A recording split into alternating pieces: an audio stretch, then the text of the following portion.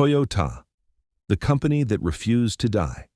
There was a time when Toyota was just days away from collapse. The company had almost no money. Its workers were protesting. Banks refused to lend another dollar. Its president stepped down in shame. Many people believed Toyota would disappear forever. If that had happened, the world's best-selling car company would never have existed. No Corolla, no Land Cruiser, no Prius, no Lexus, nothing. But instead of dying, Toyota came back stronger than anyone could have imagined. It didn't happen because of luck. It didn't happen because of money.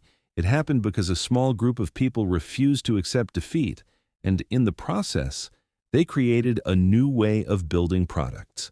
A system so powerful that companies like Apple, Boeing, Nike, Amazon, Tesla, and thousands of others would later study it. This is not just the story of Toyota. This is the story of one of the greatest business comebacks in history. To understand Toyota, we need to go back more than 100 years, long before there were cars, long before there were factories, long before the world had ever heard the name Toyota. The story begins with one man. His name was Sakichi Toyoda. He was born in a small village in Japan in 1867. His family was poor. His father was a carpenter. As a child, Sakichi watched his mother spend long hours weaving cloth by hand. The work was slow, it was exhausting, and even one small mistake could ruin an entire piece of fabric. Watching his mother struggle changed his life. He made a promise to himself. One day I will build a machine that makes this work easier. Years later, he kept that promise. After thousands of experiments and failures, Sakichi invented an automatic weaving machine unlike anything people had seen before. If a thread broke, the machine stopped by itself. That simple invention changed everything. Factories produced better fabric, workers made fewer mistakes, business owners saved money. Soon, Sakichi became one of Japan's greatest inventors. But he wasn't interested in becoming rich. He wanted to build something that would help Japan become stronger. Years later, a British company bought the rights to one of his inventions. The Toyota family suddenly received a large amount of money. Most people would have bought a bigger house or lived a comfortable life. The Toyota family made a completely different decision. They decided to risk everything on an industry they knew almost nothing about: cars. At that time, the automobile industry belonged to America. Ford was already producing thousands of cars. General Motors was growing every year. Compared to them, Japan had almost nothing. Many people laughed when they heard the Toyota family wanted to build automobiles. Some called it impossible. Others called it foolish. But Sakichi's son, Kiichiro Toyota, didn't listen. He believed one thing: if Japan wants a better future, it must build its own cars. That dream would change the world forever. Kiichiro knew almost nothing about building cars. That was the biggest problem. But he also believed something important. You don't need to know everything on the first day. You just need to be willing to learn faster than everyone else. So he left Japan. He traveled to Europe, then to the United States. He wanted to see how the world's greatest car companies worked. When he entered Ford's factories, he couldn't believe what he was seeing. Thousands of workers, massive assembly lines, cars moving from one station to another without stopping. Ford was building automobiles faster than anyone had imagined possible. For a moment, Kiichiro understood how far behind Japan really was. Toyo had almost nothing. No modern factories, no experienced engineers, no powerful engines, no famous brand, nothing. Many people would have returned home and given up. Kiichiro returned with a different idea. He didn't want to become another Ford. He wanted Toyota to become the best version of itself. Back in Japan, a small group of engineers started working on Toyota's first engine. The work was incredibly difficult. Sometimes an engine stopped after only a few minutes. Sometimes parts cracked under pressure. Sometimes nothing worked at all. Day after day, failure after failure. The team kept trying. Some engineers even slept inside the factory because they didn't want to waste time going home. Finally, after years of work, Toyota built its first passenger car. It was called the Model AA. For the people inside the factory, it felt like a miracle. Their dream had finally become real. But outside the factory, reality was very different. Customers looked at the new Toyota and shook their heads. Why buy a Toyota when you could buy a Ford? American cars were already trusted. Toyota was just a new company with no reputation. Sales were disappointing. Money disappeared faster than it came in. Every month became a fight for survival. Then, something happened that nobody expected. The entire world changed. World War II began. And overnight, Toyota's future changed forever. Instead of building cars for families, the company was ordered to build trucks for the Japanese military. The dream of becoming a great car company was suddenly put on hold. Toyota had only one mission now: stay alive. The war lasted for years. Toyota built military trucks instead of family cars. But even that was difficult. Japan was running out of almost everything. Steel was limited, rubber was scarce, fuel was disappearing. Engineers had to redesign vehicles using fewer materials. Some military trucks left the factory with only one headlight, not because Toyota wanted to save money, because there simply wasn't enough steel and equipment to build two. Every day became a struggle. Every truck that left the factory was proof that the company was still alive. Then, in 1945, the war ended. Many people celebrated. Toyota did not. Its biggest battle was just beginning. Japan's economy had collapsed. Cities were destroyed. Millions of families had lost everything. Nobody was thinking about buying a new car. People were thinking about food, shelter, and survival. Toyota's factories became almost silent. There were very few orders, almost no income. But salaries still had to be paid. Machines still needed maintenance. Bills kept arriving. Month after month, the company's losses grew larger. Finally, Toyota ran out of money. The company stood on the edge of bankruptcy. Banks looked at Toyota and saw only risk. Investors had lost confidence. Many experts believed the company would disappear within months. Inside the factory, workers began to panic. Rumors spread every day. Toyota is finished. We're all going to lose our jobs. No one can save this company. Then the announcement came. Toyota had no choice. Thousands of employees would be laid off. The factory fell silent. Some workers cried. Others became angry. Many had spent their entire lives helping Toyota grow. Now they were being told to leave. The protests began. Employees gathered outside the factory gates. The future of Toyota had never looked darker. At the center of this crisis stood one man, Kiichiro Toyota. He had dedicated his life to building Toyota. Now he had to make the hardest decision of all. Instead of blaming the workers, instead of blaming the economy, he blamed himself. He walked into a meeting with the company's leaders. Then he quietly announced, "I will resign." He believed that Toyota needed a new beginning, and if stepping down gave the company a better chance to survive, he was willing to sacrifice everything he had built. It was one of the most painful moments in Toyota's history, but no one knew it yet. That decision would become the first step toward one of the greatest business comebacks the world had ever seen. Kiichiro Toyoda resigned in 1950. It was a heartbreaking moment. He had spent years fighting to build Toyota. Now he was leaving the company he loved. Just 2 years later, he passed away.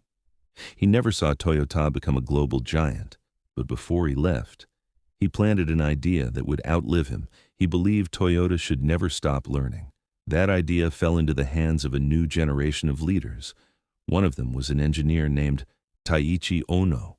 Unlike most executives, Ono didn't spend his days sitting in an office. He spent them inside the factory, watching, listening, asking questions. He noticed something strange. Workers were busy, but not always productive.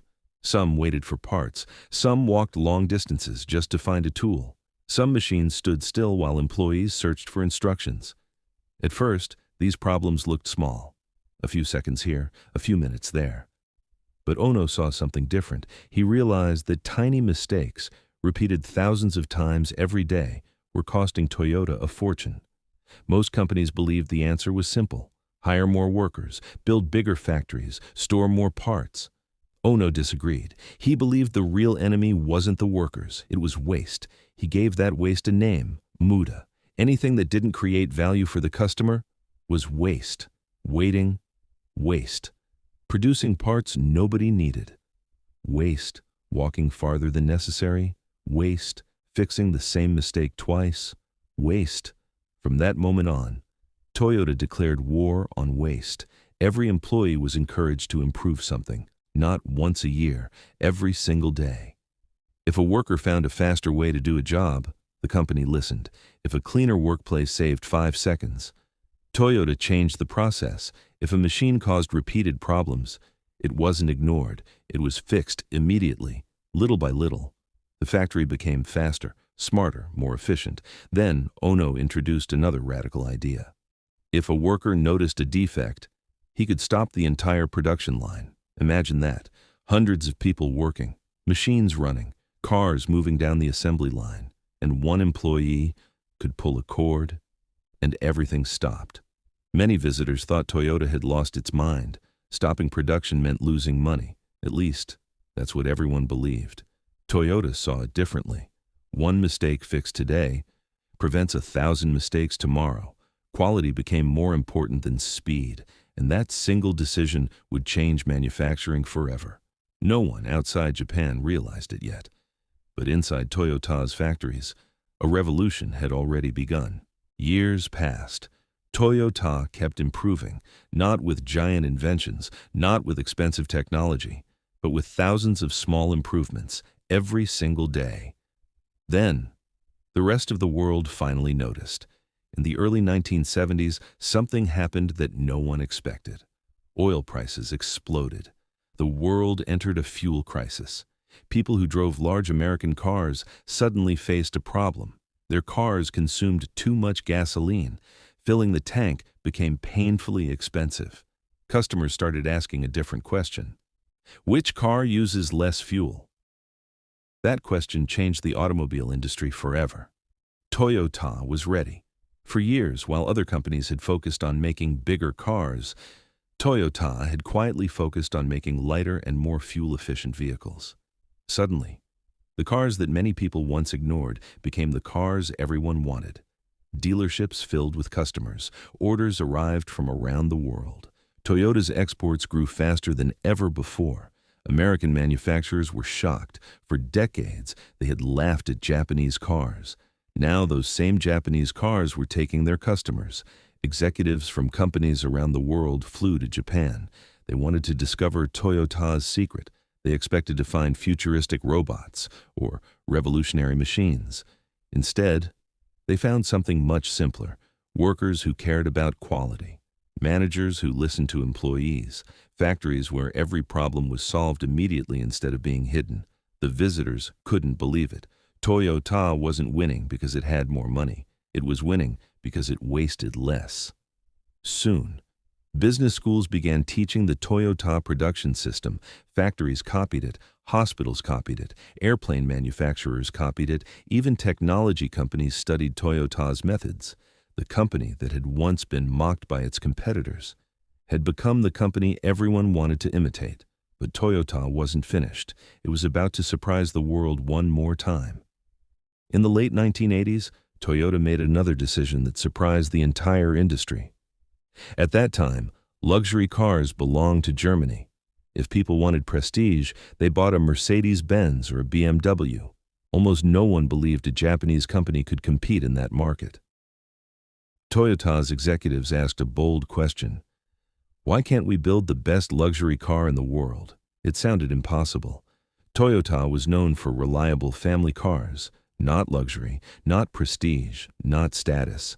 Even inside the company, some engineers thought the project would fail. But Toyota approved it anyway. The project was kept secret. Hundreds of engineers worked for years. Thousands of prototypes were tested. The goal wasn't just to build another luxury car. The goal was to build a car so good that it would force the entire world to pay attention. In 1989, Toyota revealed the answer: the Lexus LS 400. Journalists expected an average car. Instead, they were shocked. The engine was incredibly smooth. The cabin was almost silent, the build quality impressed even experienced reviewers, and the price was lower than many European competitors. Customers noticed immediately. Sales exceeded expectations. Lexus became one of the fastest-growing luxury brands in history. Toyota had done something few companies ever achieve. It had entered a completely new market and succeeded. Years later, Toyota faced another challenge. People around the world became more concerned about fuel consumption and pollution.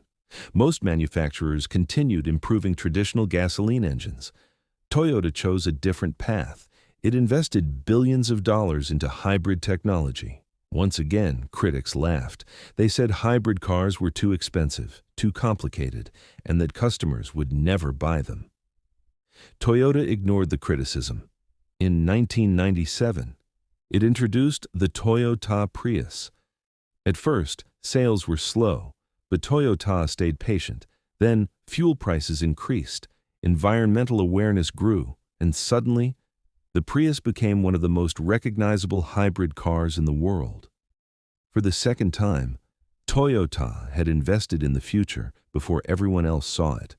By the early 21st century, the company that had once struggled to survive after the war had become one of the largest automobile manufacturers on Earth.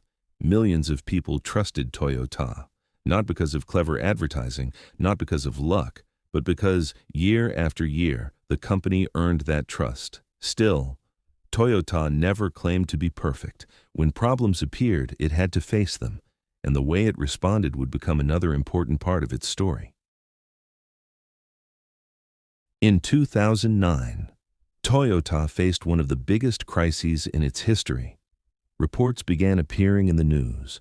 Some drivers claimed that their vehicles accelerated unexpectedly. Television channels covered the story every day. Newspapers questioned Toyota's reputation.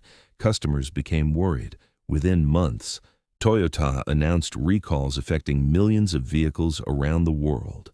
For a company that had spent decades building a reputation for quality, this was devastating. Its stock price fell. Sales slowed. Critics claimed Toyota had grown too fast. Some even predicted that the company's best days were over. It sounded familiar. People had said the same thing after World War II. Once again, Toyota had a choice: protect its image or face the problem head on. The company chose the harder path. Executives publicly apologized. Factories reviewed their production processes. Engineers investigated every complaint. Quality inspections became even stricter. Toyota knew something many companies forget. Trust is not built by pretending mistakes never happen. Trust is built by accepting responsibility and fixing them. Slowly, customers returned, sales recovered, and Toyota proved once again that its greatest strength was not perfection. It was resilience. Today, Toyota is one of the largest automobile manufacturers in the world. Its vehicles are sold in more than 170 countries. Models like the Corolla, Camry, Hilux, Land Cruiser, and RAV4 have become household names. Millions of people drive a Toyota every single day without thinking about the incredible story behind the logo. A story that began with a poor inventor trying to help his mother weave cloth. A story that survived war, bankruptcy, economic collapse, global competition, and public criticism. Most people believe great companies are built by brilliant ideas. Toyota proves something different. Great companies are built by people who refuse to stop improving. One mistake corrected, one process improved, one lesson learned, again and again, for more than 100 years.